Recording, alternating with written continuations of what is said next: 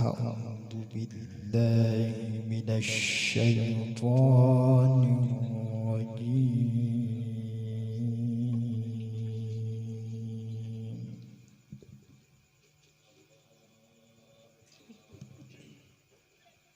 بسم الله الرحمن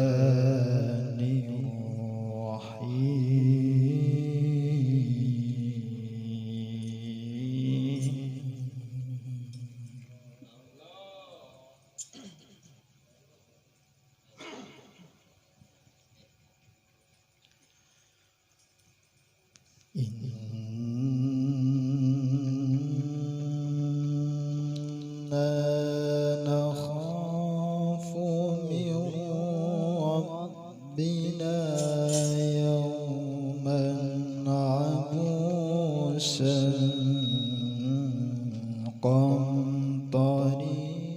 قمطريرا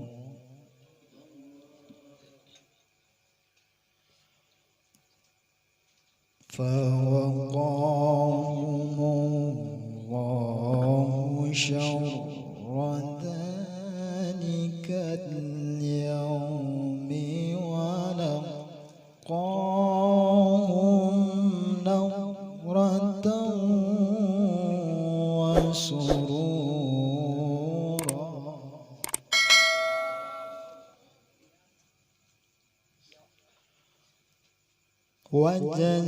وجزاهم بما صبروا جنة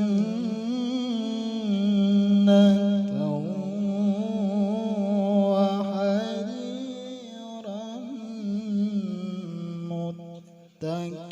متكئين فيها على الأرائك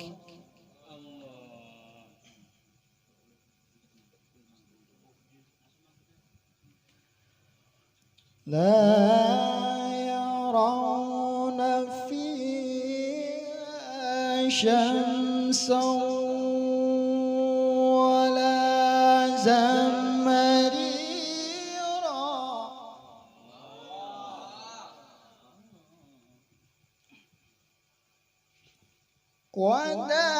ودانية عليهم ظلالها وذللت قطوفها تذليلا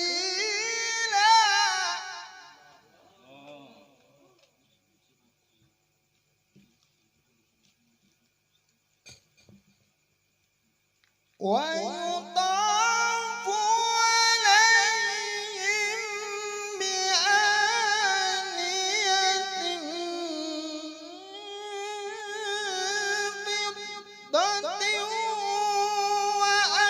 وأكواب كانت قوارير من فضة قوارير من فضة قدروها تقديرا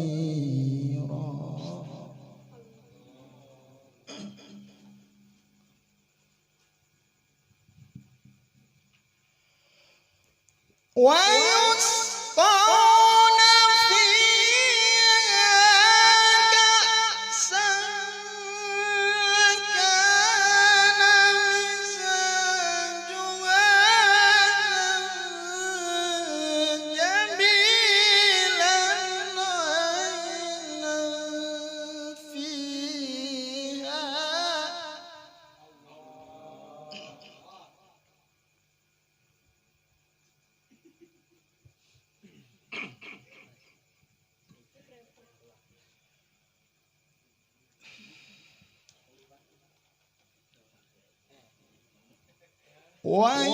ويسقون فيها كأسا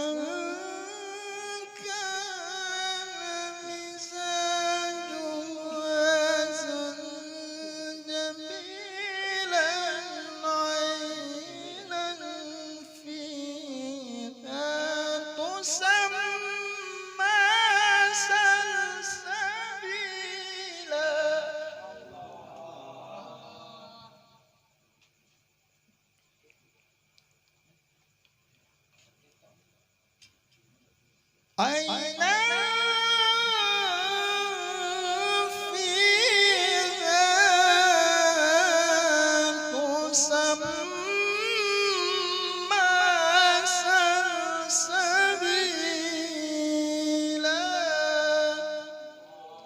Sadaqallahul azim.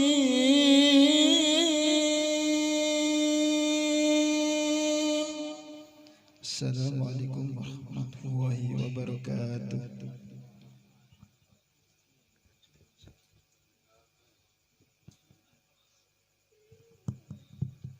Matur suwun, mugi-mugi wawasan ayat suci Al-Qur'an menika saged nambah iman kita sedaya. Amin Allahumma amin. Acara salajengipun inggih menika Maulid Simtud Duror. Saderengipun Maulid kula badhe nambahi sekedhik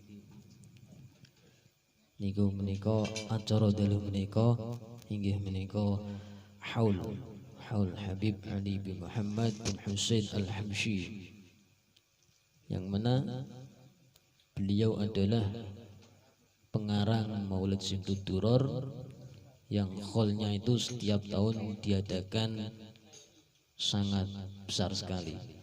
Biasanya itu kalau akhir tahun di Solo, kota Solo.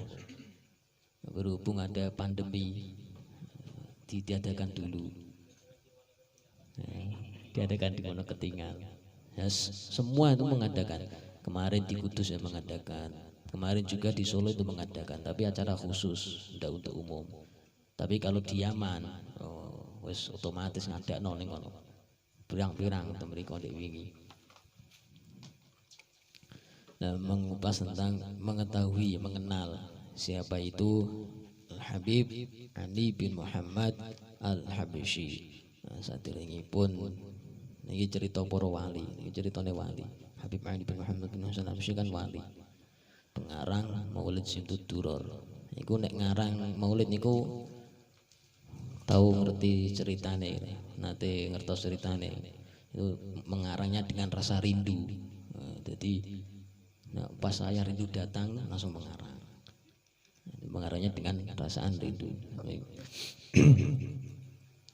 Menurut keterangan dari Mbah Yai Habibullah, biasanya Al-Khidmah niku, beliau itu menukil sebuah perkataan bahwa orang yang hidup, orang yang meninggal, orang yang wafat itu bisa menghidupkan hati orang yang hidup yang sudah mati. Dan ada juga orang yang hidup akan tetapi bisa mematikan hati orang yang masih hidup. Nah, susah ngeri. Nah, wong sedo, wong mati, orang yang meninggal kok bisa menghidupkan hati orang yang masih hidup, itu bagaimana? Orang itu seperti apa? Ya orang seperti ini. Orang wali-walinya Allah, orang-orang soleh, orang-orang terdekat Allah.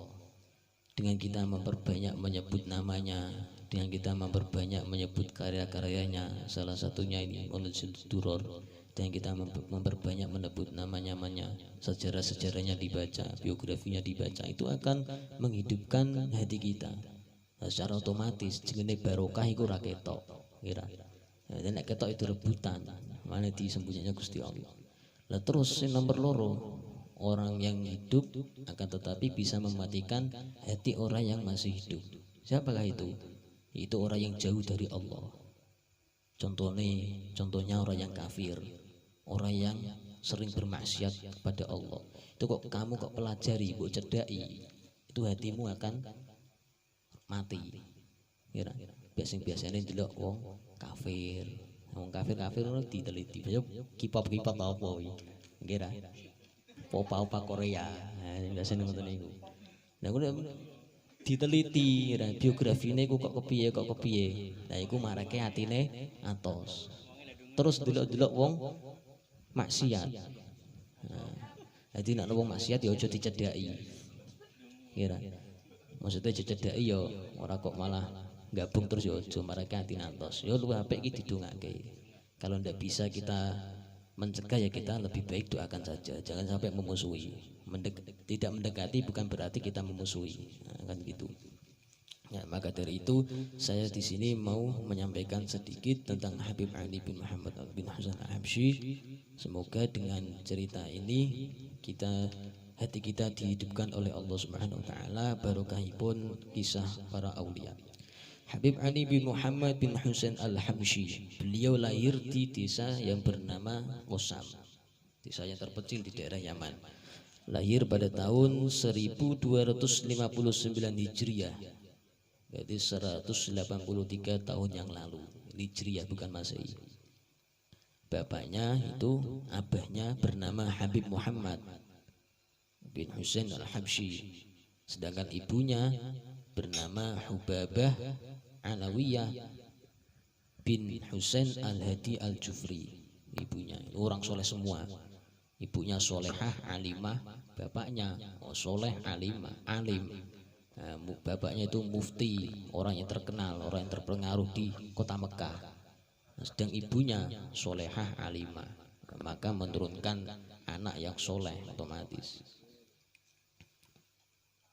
Nah, ketika Habib Muhammad ayahnya kan sering berdakwah, biyen kerjanane iku dakwah, menyebarkan agama Islam, karena dulu agama Islam itu belum tersebar secara seperti sekarang ini. Dan Hubabah Alawiyah juga begitu. Nah, ini unik dulu itu ceritanya, ketika mau menikah kepada Hubabah Alawiyah itu paginya dijodohkan oleh gurunya, terus sorenya lamaran, malamnya nikah. Wah, diluk ra. Enak ra. Dan tidak ada acara resepsi, paginya langsung berdakwah. Nah, dua itu langsung berdakwah. Kira kesuwen serak lapo Kang. Kira bernabi langsung bernikah langsung dikan dakwah. Yang istrinya ya berdakwah, yang suaminya juga berdakwah. Terus ketika istrinya itu hamil, Hubabah Alawiyah hamil, akan tetapi suaminya Habib Muhammad itu tidak ada di sampingnya, itu randung goni. Habib Muhammad itu sedang bertugas di Mekah, berdakwah di Mekah, diutus gurunya yaitu Habib Abdullah bin Husain bin Thohir, diutus di sana. Terus kemudian istrinya itu pas mau melahirkan, nah, ada seseorang yang memberitahu Habib Muhammad bahwa istrinya itu melahirkan seorang anak laki-laki. Terus kemudian Habib Muhammad itu pada saat itu sedang bersama dengan gurunya Habib Abdullah bin Husain bin Thohir, itu langsung memintakan nama, jaluk jeneng. Nah, awake dhewe besok nek di anak ya lu apik suwunke nama kalih wong-wong soleh. Nah, karena itu bentuk barokah, kira. Yo nek jenenge aku tulis sing apik ya aja kok malah jenenge sembarangan aja. Ya. Dan ketika itu langsung diberi nama oleh Habib Abdullah bin Husain bin Thohir, diberi nama Ali. Nah, diberi nama Ali. Nah, terus Habib Muhammad itu tanglet. Lah kok kenapa jenengan kok paringi asma Ali? Itu kenapa? Nah, dituduhi cerita pada zaman dulu. Pada zaman dulu itu di daerah Qosam, tempat lahirnya Habib Ali. Ya, itu ada seorang wali min auliyaillah, wali besar. Ya, yang namanya itu Sayyid Ali bin Alwi Khaliq Qosam. Itu keramatnya luar biasa. Tidak ada orang yang menandingi keramatnya seperti beliau. Bagaimana keramatnya? Beliau itu sering mendengar jawaban salam langsung dari Rasulullah. Ketika contohnya di sini, ketika beliau sholat pada waktu tahiyat, kan ada bacaan assalamualaikum ayyuhan nabiyyu wa rahmatullahi wa barakatuh. Nah, itu hatinya itu diniatkan untuk mengucapkan salam kepada baginda Nabi. Terus kemudian langsung dijawab oleh Rasulullah, waalaikumsalam warahmatullahi wabarakatuh ya Syekh. Waalaikumsalam warahmatullahi wabarakatuh ya Syekh. Ya Syekh guru besar. Wah, langsung jawab mulai. Sing krungu mboten tiyang sarasan, makmume padha melu krungu. Nah, sehingga orang-orang yang di luar daerah itu kepengen jamaah sama Sayyid Ali bin Abi Khalid Qosam. Ben krungu jawabane Kanjeng Nabi, salame Kanjeng Nabi kaya apa. Nah, niku wali ngoten niku, kira sing atine resik, kupinge ora tau didongokke hal-hal yang buruk. Kira sing atine resik langsung nyambung, langsung iso. Karena ya sesuai dawuhnya Kanjeng Nabi. Sesungguhnya ketika orang itu bersolat kepadaku, sholawat serta salam kepadaku, rohku itu dikembalikan ke jasadku untuk membalas salamnya itu. Nah, sampai sholawat yo mesti dijawab Kanjeng Nabi. Neng anoninge awake dhewe iku kakean dosa. Kupinge dhewe iku jerusa, atine dhewe jerusa. Angel kira kados Sayyid Ali bin Abi Qosam ku angel.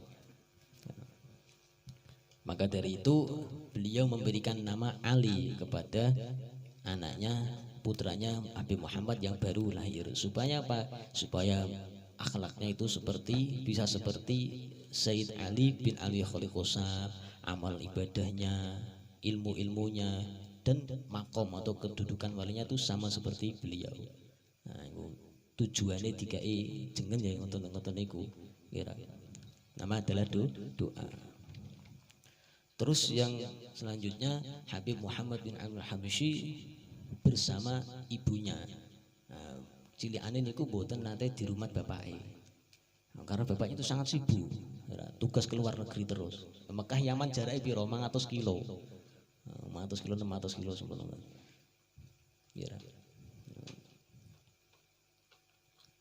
Dan Habib Ali itu pernah berkata, aku dibesarkan oleh seorang wanita. Dalam hal ini yang dimaksud adalah ibu. Nah, dan bapaknya itu pernah bersama bapaknya itu sekitar 1 tahun 2 tahun, dan setelah itu berpisah sangat lama. Perlu diketahui bahwa Habib Muhammad, ayah dari Habib Ali, itu hampir seluruh waktunya beliau habiskan untuk berdakwah. Jadi jangan sampai gagal paham. Oh berarti keluarganya orang diurus, tidak begitu. Ya pernah istrinya itu tidak ditinggali bekal ya pernah, tapi istrinya padha wali ya padha sabare. Jadi ketika beliau berdakwah itu keluarganya dan anak-anaknya itu malah mendapatkan berkah. Ya barokah donga saking wong-wong soleh, saking guru-gurune, saking para wali-wali. Nah, sehingga gurunya itu yang bernama Habib Abdullah bin Husain bin Thohir itu mendoakan kepada Habib Muhammad itu begini, Muhammad bin Husain itu dakwahnya luar biasa. Nanti suatu saat nanti Allah akan wujudkan dari keturunan-keturunannya menjadi orang-orang yang soleh. Oh tenan. Saat ini keturunannya jadi wong soleh sedoyo. Keturunannya banyak di daerah Solo, lebih banyak lagi di Yaman riko.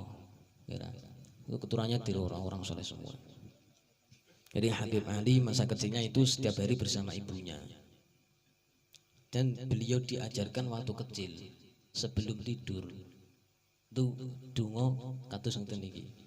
Ya Allah, ampunilah semua orang yang telah mengganggu aku, menggunjing aku dan berbuat kurang ajar kepadaku. Jadi itu diajari ibune ngoten niku. Karena ini juga ada kisahnya dari Kanjeng Nabi Muhammad kira, sampai orang itu 3 kali dikatakan orang itu ahli surga, sehingga sahabat itu curiga amalannya itu apa. Nah, ternyata amalannya itu sebelum tidur memaafkan orang lain. Kabeh dimaafkan kabeh, tidak ada rasa sedikit pun benci di hati orang itu. Maka orang itu dikatakan oleh Rasulullah sebagai ahli surga. Enak ra? Apa turu maafno wong kabeh tak maafno.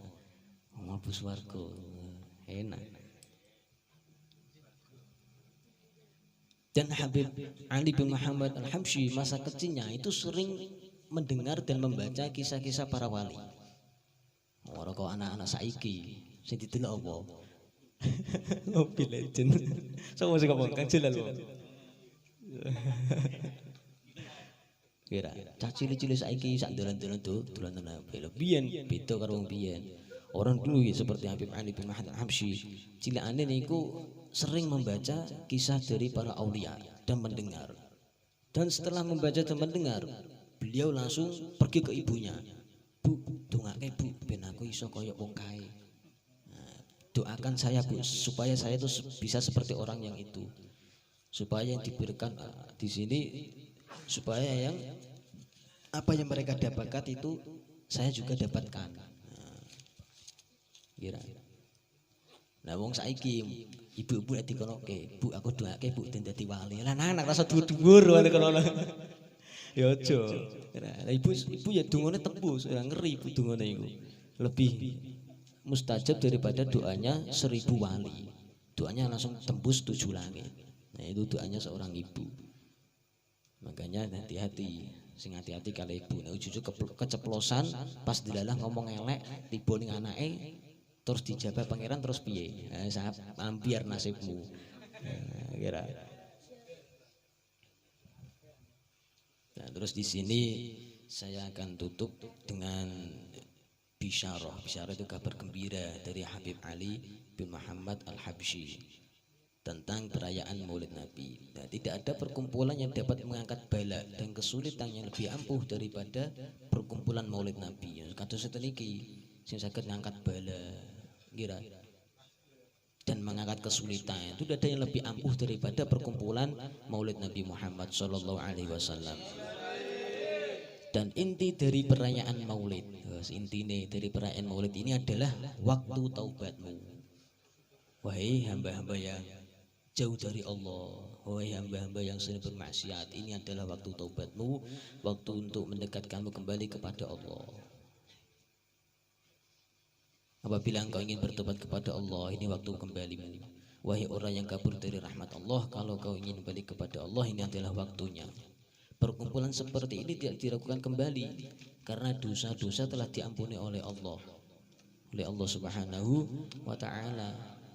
Kados biasane al-khidmah niku biasane diterangake majelis kados ngoten iki majelis kaya mesin cuci ngumbah dosa, kira kan. Iki biasane melu al-khidmah kae. Rada absen kae. Iki. Aku ora iso nyanyi Kang Jalal. Nah, mugi-mugi insyaallah kita pulang dari sini dosa kita diampuni oleh Allah Subhanahu wa taala, doa-doa kita dijawab oleh Allah, besarkan harapan kita ya, doa sing akeh kali Gusti Allah, minta kepada Allah insyaallah semua kita minta diberikan urusan di dunia dan urusan di akhirat diberikan yang lebih daripada yang kita harapkan dari Allah Subhanahu wa taala. Amin ya rabbal alamin. Allahumma ij'al jam'ana hadzal jam'an marhuma wa tafruqana min ba'dihi tafruqan ma'suma wa la taj'al fina wa la minna wa la ma'ana syaqiyyan aw mahruma ya arhamar rahimin sallallahu alaihi wa sallam alhamdulillahirabbil alamin.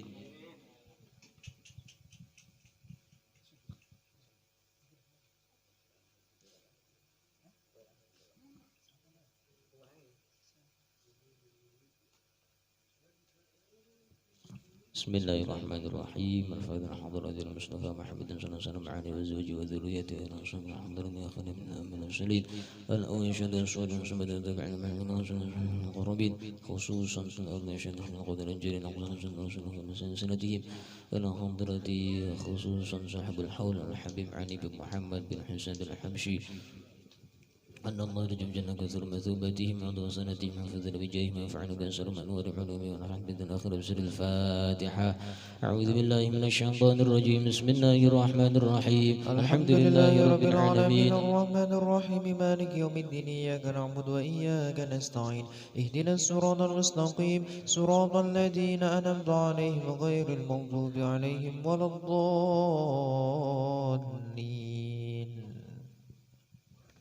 يا ربي صل على محمد أشرف بدر في الكون أشراق. يا ربي صل على محمد يا ربي صل عليه وسلم.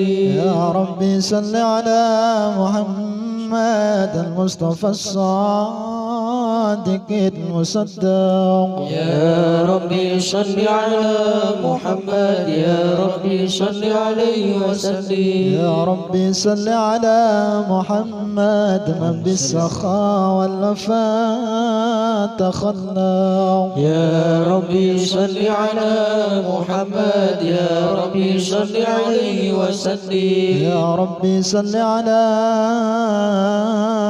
محمد واجمع من الشمل ما تفرق يا ربي صل على محمد يا ربي صل عليه وسلم يا ربي صل على محمد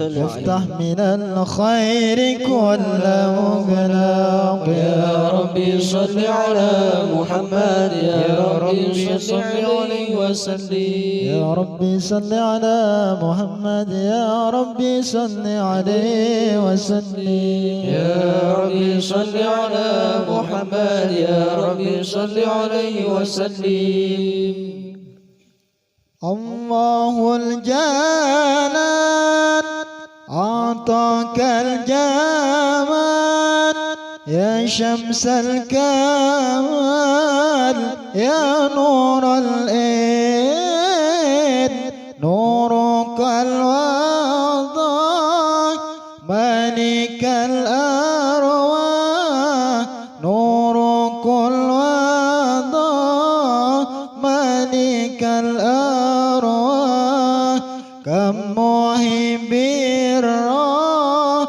إلى الحرمين الله الجلال أعطاك الجمال يا شمس الكمال يا نور الإيد نورك الوضع ملك الأرواح نورك الوضع ملك الأرواح الله الجلال أعطاك الجمال يا شمس الكمال يا نور العين نورك الوضع ملك الأرواح كم موهب الراح إلى الحرمين كفاك فضلا بالعلا العظيم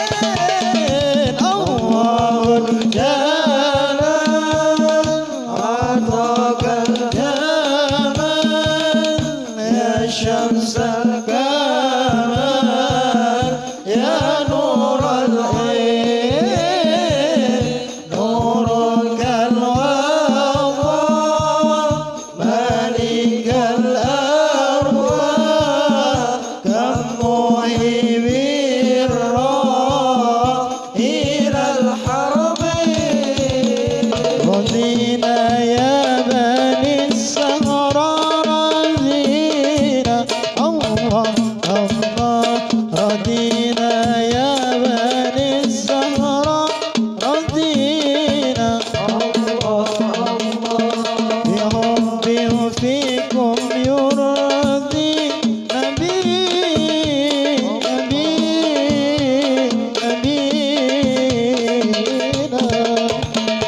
رضينا يا بني الزهراء رضينا الله الله رضينا يا بني الزهراء رضينا الله الله بحب فيكم يرضي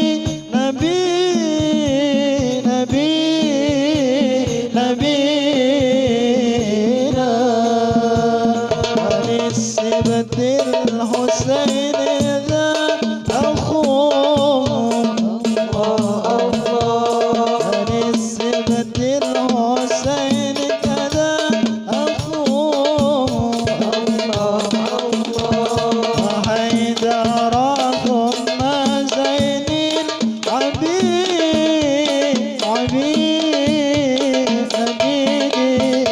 عبيدنا رضينا يا بني الزهراء رضينا الله الله رضينا يا بني الزهراء رضينا الله الله بحب فيكم يرضي نبينا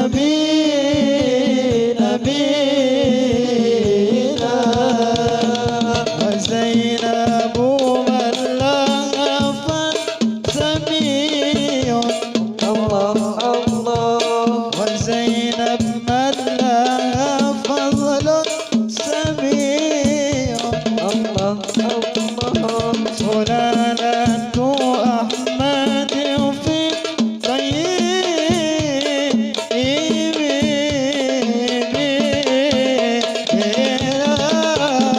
رضينا يا بني الزهراء رضينا الله الله رضينا يا بني الزهراء رضينا الله الله بحب فيكم يرضي نبينا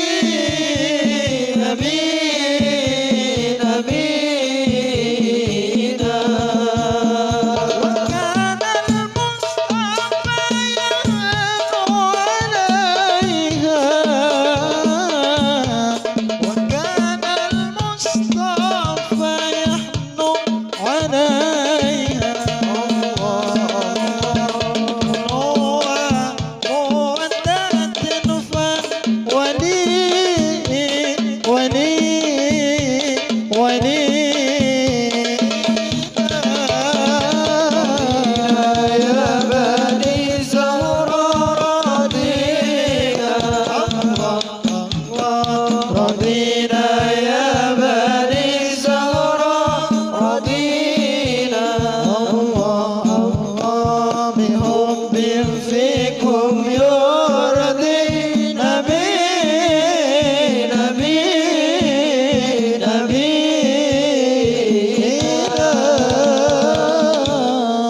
اللهم صل وسلم وبارك عليه اللهم صل عليه.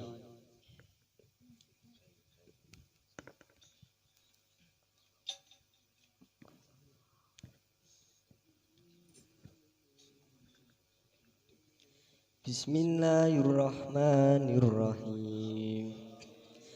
Alhamdulillahil qawiyil sultanuh al-walil burhanuh al-mamsudil fil wujudi karamuhu wa ihsanuh ta'ala majhu wa adu masyanuh khalaqal hikmah wa tawa alaiha ilmah wa basata lahum min fa'idin minati ma rajat bi fi abdarihil qismah fa arsa ilaihim أشرف خلقي وأجل العبيد رحمة تعلقت إرادته الأزلية بخلق هذا العبد المحبوب فانتشرت آثار شافيه في عوالم الشهادة والغيوب وما أجل هذا المن الذي تكرم به المنان وما أعظم هذا الفضل الذي برز من حضرة الإحسان سورة كلمة دهرت في هيكل محمود فتعطرت بوجودها أكناف الوجود وترجت برد العوالم بالتراث تكريم اللهم صل وسلم أشرف الصلاة وتسليم على سيدنا ونبينا محمد الرؤوف الرحيم اللهم صل وسلم وبارك عليه. بسم الله الرحمن الرحيم.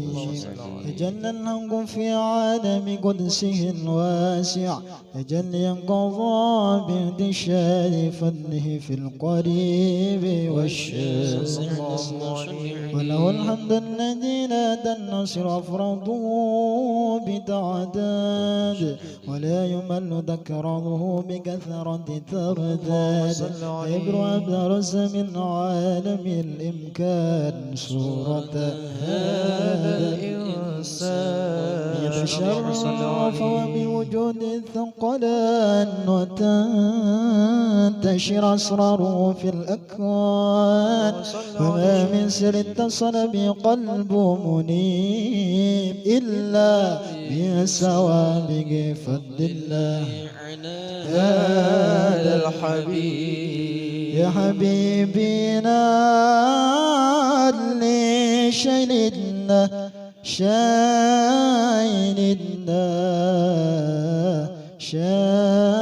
شايلنا يا إمام بني الإمام شهدنا شايلنا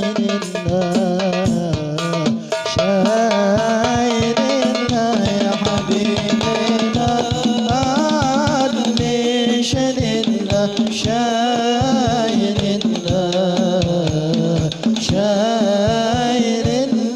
يا إمام ابن الإمام شايلنا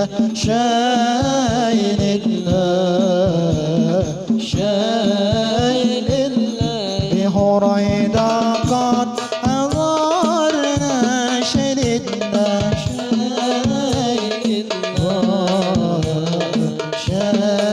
شايلنا مجمع القوم الكرام شايلنا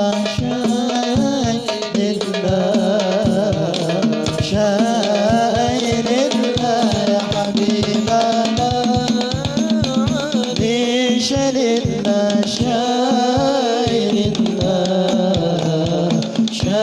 شايلنا يا إمام ابن الإمام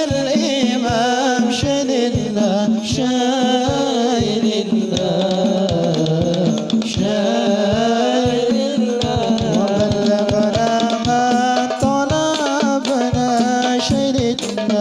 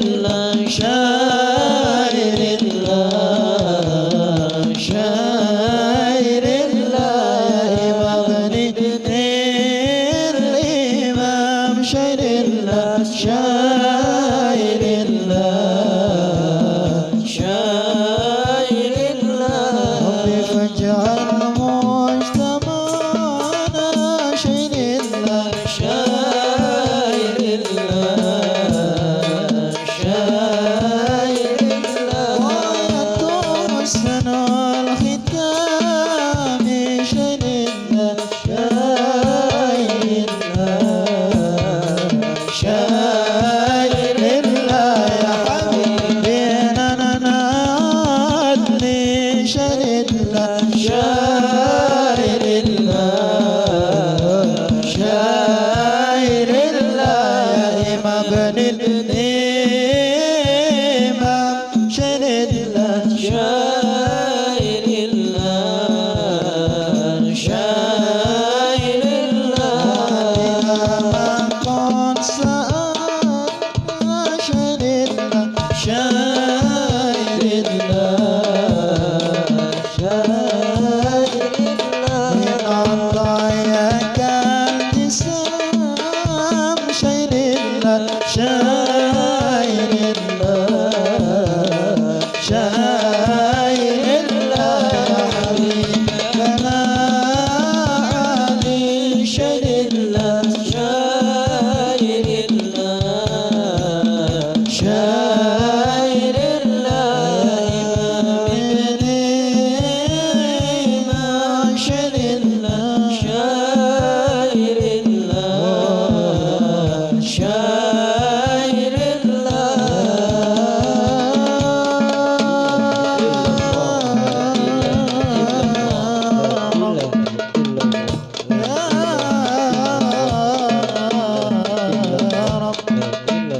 ربي يا ربي يا ربي سلمنا يا رب يا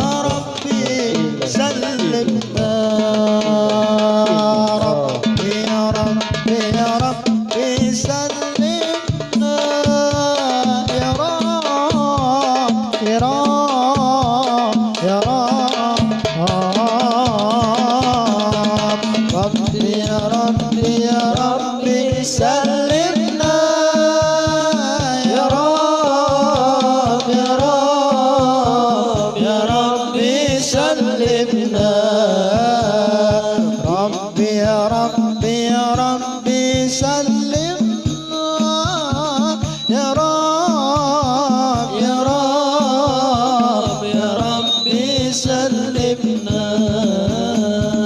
وختم لنا في كل حالنا وختم لنا في كل حالنا مملوءا بالحكمة مملوءا بالإيمان مملوءا بالحكمة مملوءا بالإيمان يا ربي يا ربي يا ربي سلمنا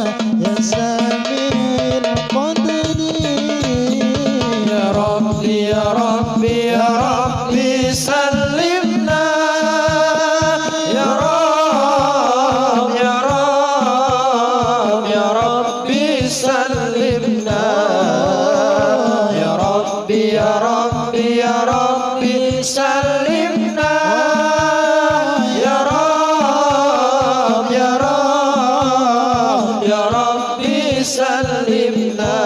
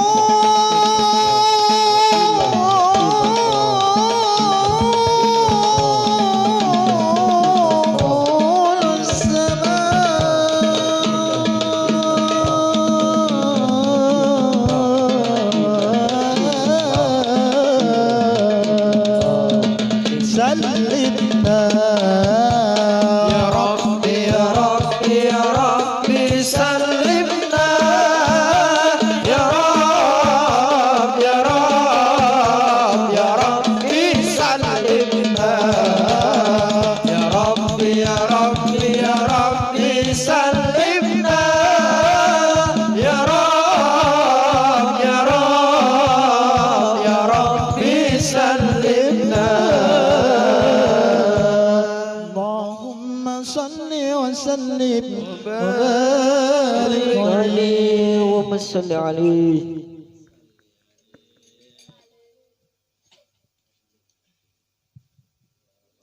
يا لقلبي سرور قد توالى بأبي من أما الألام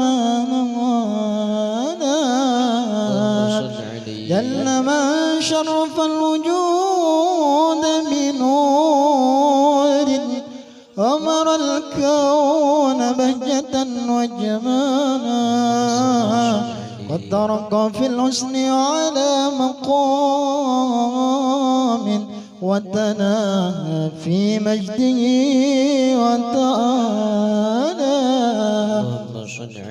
لعبت العيون فيما استلت بشرا كاملا يزيع الظلال وهو من فوق علم ما قد رأته رفقة في شؤونه وكماله وسبحان الذي أبرز من أمرة الامتنان ما يعجز عن وصفه اللسان ويحار في تعقل معانيه الجنان انتشر منه في عالم البطون والظهور ما ملا الوجود الخلق نور وتبارك الله من إله كريم بشرتنا آياته في الذكر الحكيم ببشار صل عليه. لقد جاءكم رسول من أنفسكم عزيز عليه ما عنتم حريص عليكم بالمؤمنين رؤوف رحيم اللهم صل عليه ومن فجت هذه البشارة وتلقاها بقلب سليم فقد هدي إلى صراط مستقيم. اللهم صل وسلم أشرف الصلاة وتسليم على سيدنا نبينا محمد الرؤوف الرحيم. اللهم صل وسلم وبارك عليه. بسم الله الرحمن الرحيم. اللهم صل عليه وأشهد أن لا إله إلا الله وحده لا شريك له شهادة تعرف بها اللسان عما تضمنه الجنان من التصديق بها والإذعان تثبت بها في الصدور من الإيمان قواعد وتلو على اليقين من سر ذلك الإذعان والتصديق الشواهد. وأشهد أن سيدنا محمد عبد الصادق في قولي وفعلي والمبلغ عن الله ما أمر بتغلي لخلق من فردي ونفلي عبد رسول العالمين بشيرا ونذيرا فبلغ الرسالة وأدى الأمانة وهدى الله به من الأمة بشرا كثيرا. فكان في ظلمة الجهل مستبصرين سراجا وقمرا منيرا وما فما أعظم هذا من الذي تكرم الله به على البشر وما أوسعها من نعمة انتشر سرها في البحر والبر. اللهم صل وسلم وزل الصلاة صلوات واسمعي وزتهية ووسعها على هذا العبد الذي وفى بحق العبودية وأبرز فيها في الخلعة الكمال وقام بحق الربوبية في مواد خدمته لله وقضى عليه غاية الإقبال. صلاة يتصل بها روح المصلي عليه صلاة يتصل بها روح المصلي عليه صلاة يتصل بها روح المصلي عليه فينبث في قلبي سر نور السر تعلق بي وحبي واغدو بها بعناية الله في حزبي وعلى آله وصحبه الذين ارتقوا صهوة المجد بقربي ونفيوا دلال الشرف في الأصل ببدي وحبي ما ترك وانا بنشر ذكراهم نسيب. اللهم صل وسلم أشرف الصلاة والتسليم على سيدنا ونبينا محمد الرؤوف الرحيم. اللهم صل وسلم وبارك عليه وعلى آله.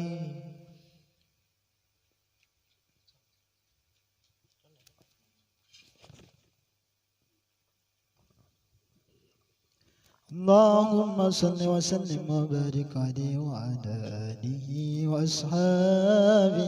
بسم الله الرحمن الرحيم.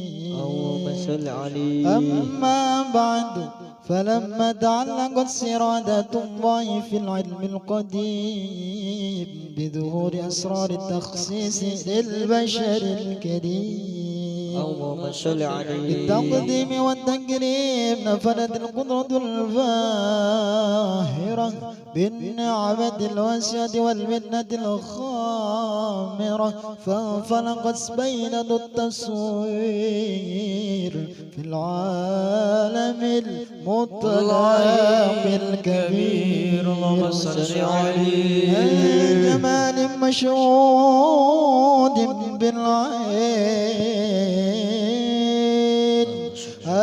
بوصف الكمال المطلق والحسن التام والزين، وتلقى ذلك الجمال الميمون بالأسناب الكريمة والبطون. اللهم صل عليه. وما من صلب ضمه إلا وتمت عليه من الله النعمة، وهو القمر التام الذي يتنقل في بروجه ليتشرف بموطن استقراره وموضع خروجه. اللهم صل عليه. وقد قلت الأقدار الأزلية بما قضت وأظهرت من سر هذا النور ما أظهرت، وخصصت به من خصصت، فكان مستقر بالأسلاب الفاخرة والإرحام الشريفة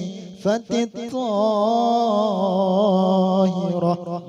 حتى برز في عالم الشهادة بشرا لا كالبشر، ونورا حير الأفكار ظهور وبهر، وتعلقت سمة الراكب لهذه الحروف بأن يرقم في هذا القرطاس ما هو لديه من عجائب ذلك النور معروف. اللهم صل عليه. وإن كانت الألسن لا تفي بعشر معشر أوصاف ذلك الموصوف تشويقا للسامعين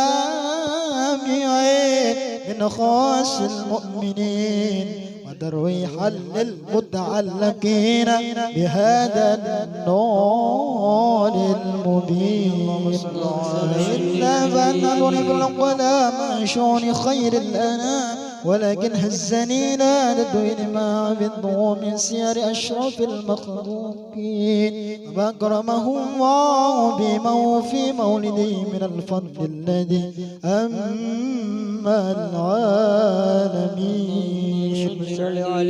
وبقيت سريته في الكون منشورة على مر الأيام والشهور والسنين، داعي التعلق بهذه الأمرة الكريمة، داعي التعلق بهذه الأمرة الكريمة، ولا عيد تشوق إلى السماء أوصافها العظيمة، ولعل الله ينفع به المتكلم والسامع، ولعل الله ينفع به المتكلم والسامع، ولعل الله ينفع به المتكلم والسامع، ويدخلان في شفاعة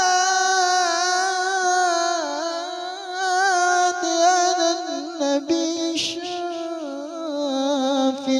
ويتروحان بروح ذلك النعيم. اللهم صل وسلم أشرف الصلاة والتسليم على سيدنا ونبينا محمد الرؤوف الرحيم. اللهم صل وسلم وبارك عليه وعلى آله وأصحابه.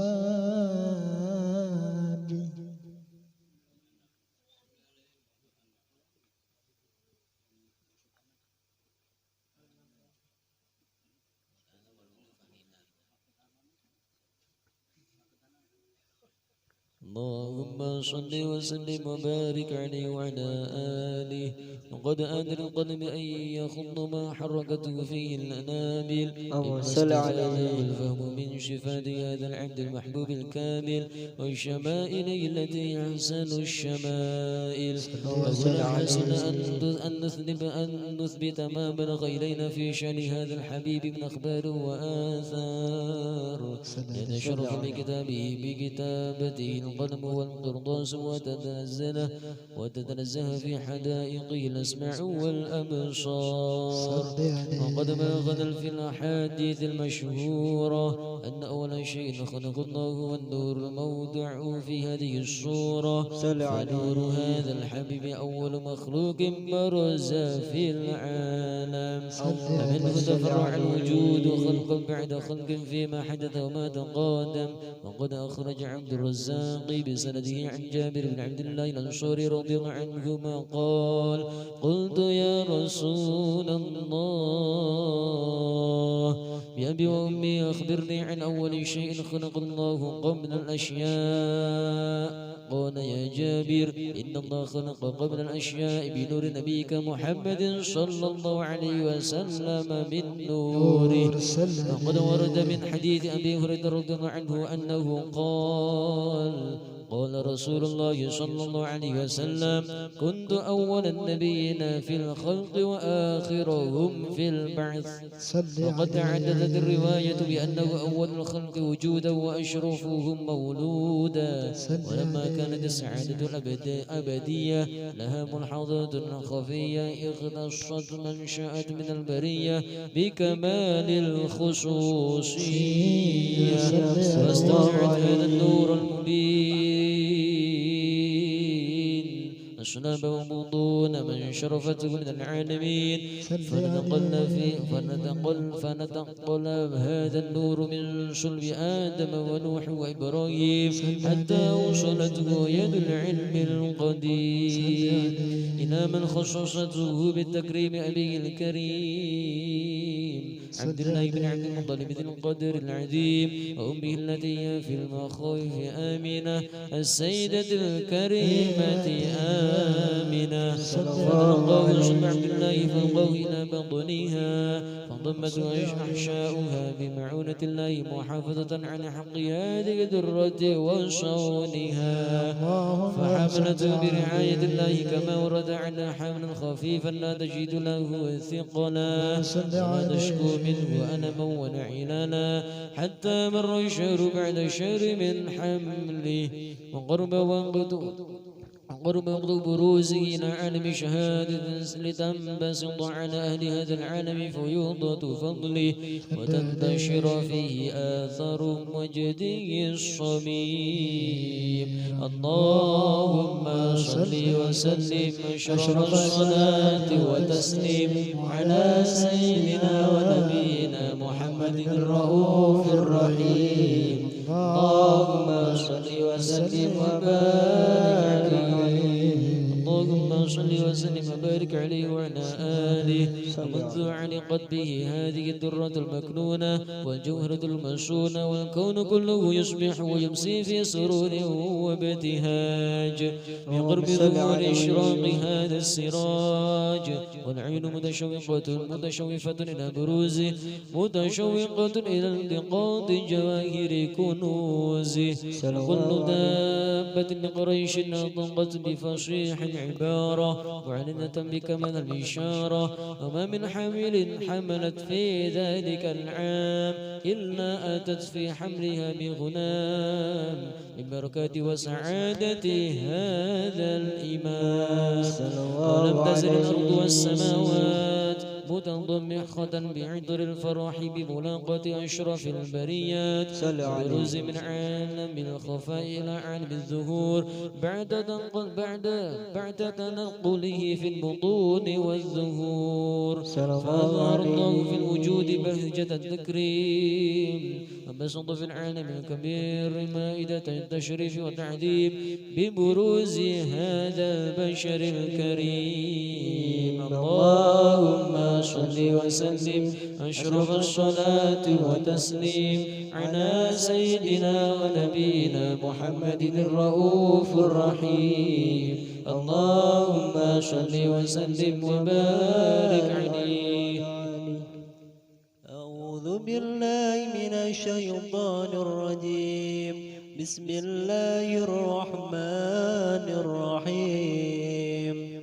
فحين قرب أوان ودي هذا الحبيب أعلنت السماوات والأرض ومن فيهن بالترحيب وأقدار جود الإله على الأهل الوجود تسيج وألسنة الملائكة بالتبشير للعالمين تعيد سبحان الله والحمد لله ولا إله إلا الله الله أكبر سبحان الله والحمد لله ولا إله إلا الله الله أكبر الله والحمد لله ولا إله إلا الله الله أكبر والقدرة كشفت قناع هذا المستور ليبرز نوره كاملا في عالم الدور نورا فاق كل نور صلى الله عليه وأنفذ الحق حكما على من أتم الله عليه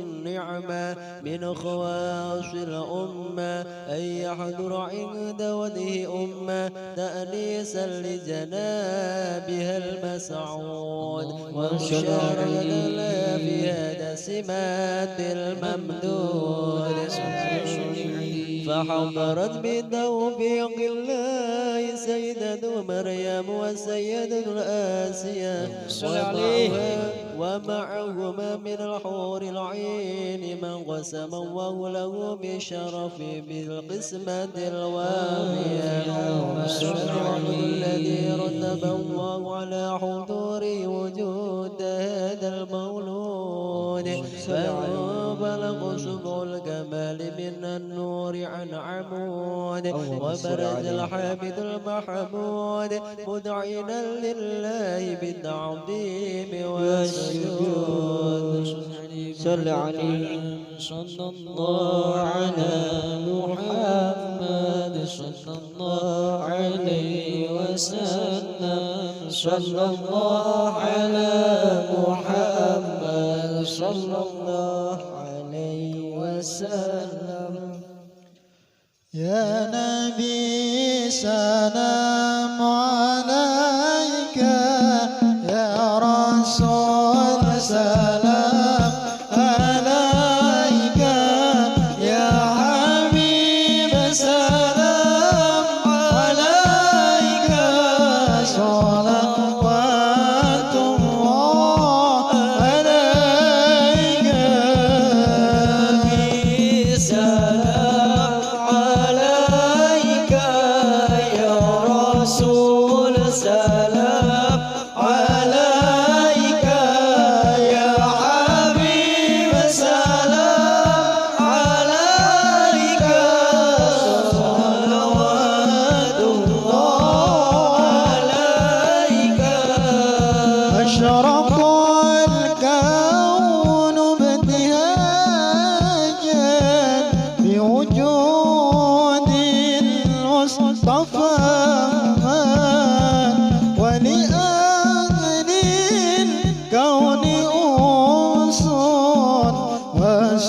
وسرور قد تجدد الله يا نبي سلام عليك يا رسول سلام عليك يا حبيب سلام عليك صلوات الله عليك مرحبا يا رسول الله أهلا مرحبا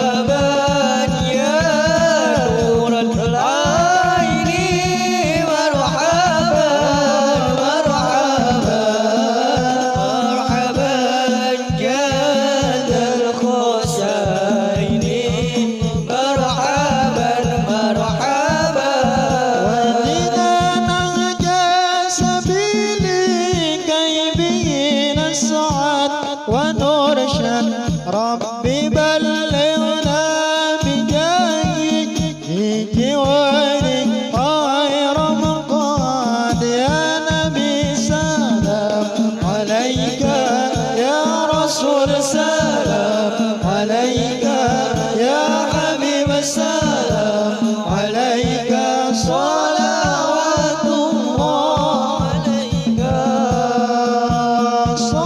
صلاة الله تغشى أشرف الرسل محمد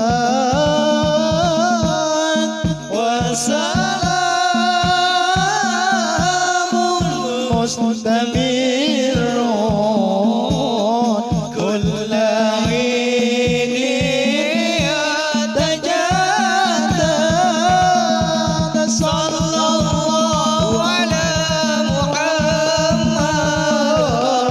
محمد رسول الله صلى الله عليه وسلم مرحبا صلى الله على محمد مرحبا صلى الله عليه وسلم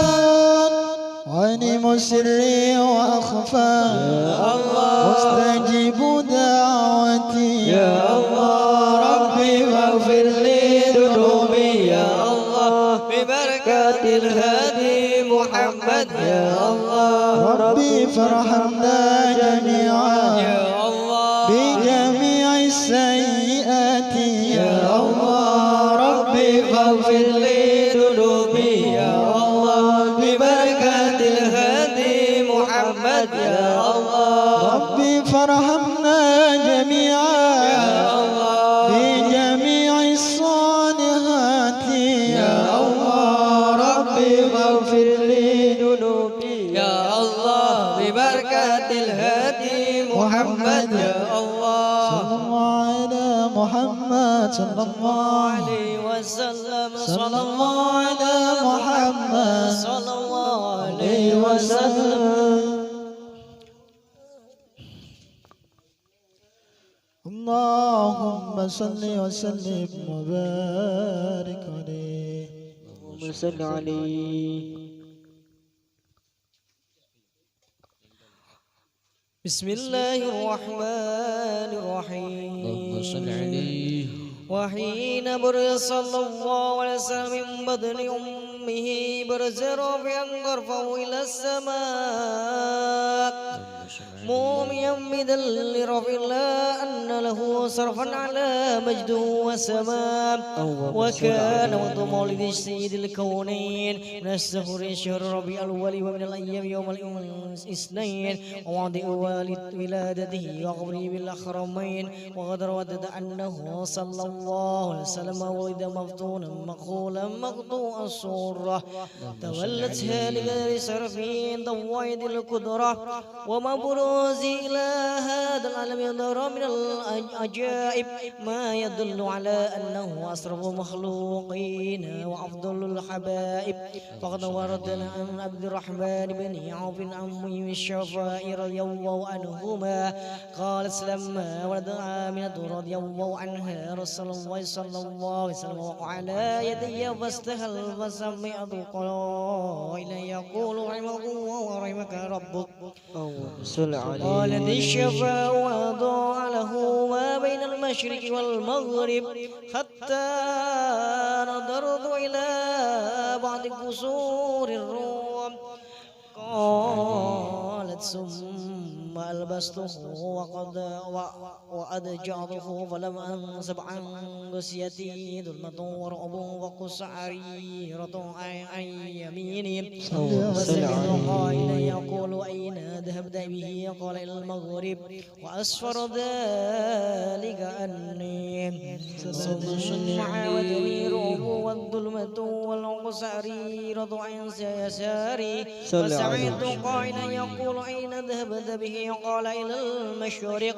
قالت فلم يزل الحديث مني على بال حتى بعث الله فكنت من أول الناس إسلاما وكم ترجمت السنة من عدم المعجزات وباهر الآية البينات بما يقضي بعدم شره مولى وأن عيني لا يدي فيه كل حين ترعى وأنه الهادي إلى الصراط المستقيم.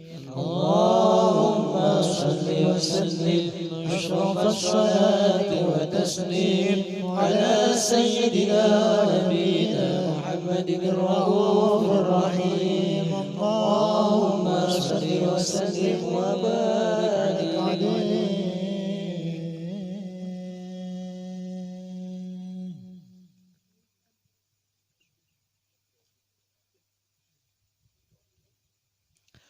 بسم الله الرحمن الرحيم. اللهم صل عليه. ولقد اتصف صلى الله عليه وسلم من محاسن الأخلاق لا تذيك عن كتابته بطون الأوراق. اللهم صل عليه. كان صلى الله عليه وسلم أحسن الناس خلقا وخلقا وأولهم إلى مكارم الأخلاق سبقا.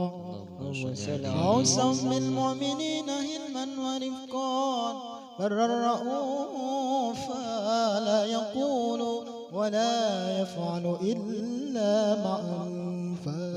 اللهم صل عليه. له الخلق السن واللفظ المحتوي على المعنى الجزل إذا دعاه المسكين وجب إجابة معجلة وهو الأب الشفيق الرحيم باليتيم والأرملة. وله مع صولة أخلاقه الهيبة القوية التي ترتعد منها فرائس الأقوياء من البرية وما نشرت بدعطرة الطرق والمنازل وبيرف ذكري تطيبت المجالس والمحافل. فهو صلى الله عليه وسلم جامع الصفات الكمالية والمنفرد في خلقه وخلقه بأشرف خصوصية ما من خلق في البرية محمود إلا وهو متلقى عن زين الوجود. جمال يصفي الحبيب وشأنه ولو الأولى في مجده ومكانه أوصاف عز قد تعالى مجدها أخذت زلالة اسمها بإلاله. وقد انبسط القلم في تنوين ما أفاد العلم من وقاع مولد النبي الكريم وحكاية ما أكرم الله بهذا العبد المقرب من التكريم والتعظيم والخلق العظيم.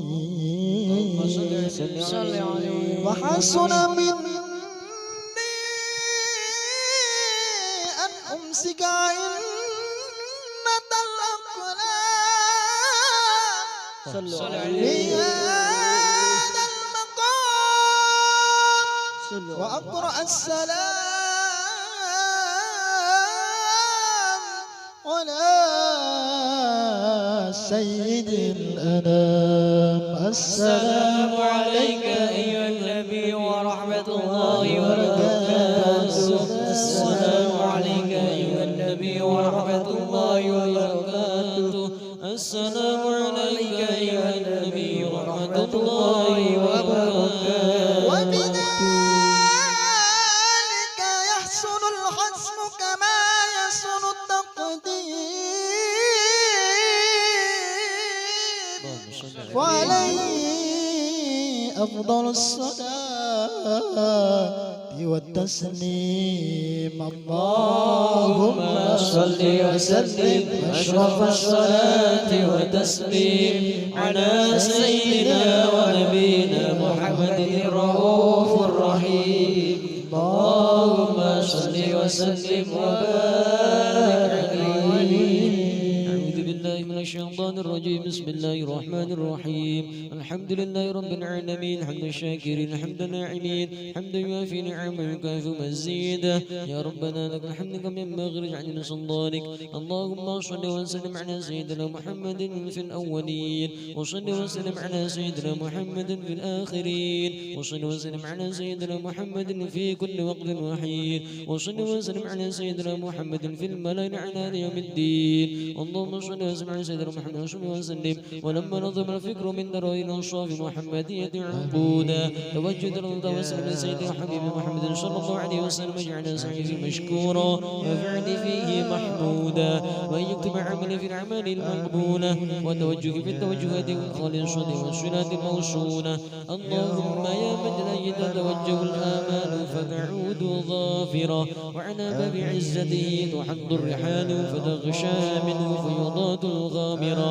نتوجه إليك بأشرف الوسائل لديك سيد المرسلين عبدك الصادق الأمين سيدنا محمد الذي عمت رسالته العالمين أن تصلي وتسلم على تلك الذات الكاملة مستودع أمانتك وحفيظ سرك وحامل رايتك دعوتك الشاملة النبي الأكبر المحبوب لك والمخصص بالشرف الأفخر في كل موطن من مواطن القرب ومظهر قاسم إمدادك في عبادك وساقي كؤوس إرشادك أهل ودادك أهل ودادك سيد الكونين وأشرف الثقلين عند المحبوب الخالص المخصوص منك بأجل الخصائص.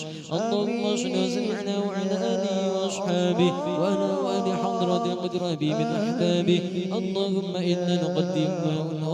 إنا نقدم إليك جاه هذا النبي الكريم ونتوسل إليك بشرف مقامه العظيم أن تلاحظنا في حركاتنا وسكناتنا بعين عنايتك وأن تحفظنا في جميع طورنا وتقلباتنا بجميل رعايتك وحصين وقايتك وأن تبلغنا من شرف قربك وإلى هذا الحبيب غاية آمالنا وتتقبل منا ما تحركنا فيه من نياتنا وأعمالنا وتجعل في حضرة هذا الحبيب من الحاضرين وفي طريق اتباعه من السالكين ولحقك وحقه من المؤدين ولعهدك من الحافظين. اللهم إن لنا طمعا في رحمتك الخاصة فلا تحرمنا وذنونا جميلة هي وسيلتنا إليك فلا تخيبنا.